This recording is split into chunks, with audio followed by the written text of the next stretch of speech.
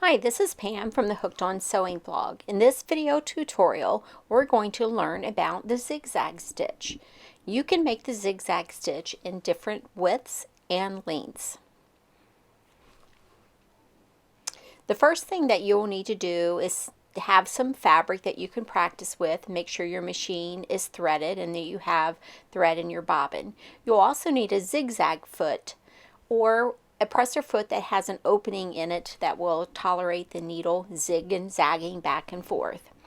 And then you'll want to select the zigzag stitch on your sewing machine. And again, you can specify the width of your zigzag stitch and the length. Lower your needle and you begin to sew.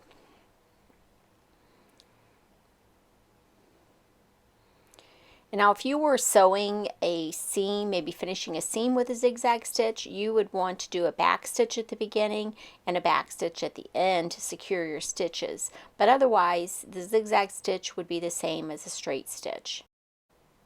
If you have questions about the zigzag stitch, please feel free to leave them in the comments below. If you found this video helpful, please be sure to like it and subscribe to my YouTube channel so you'll know when there are new sewing tutorials available.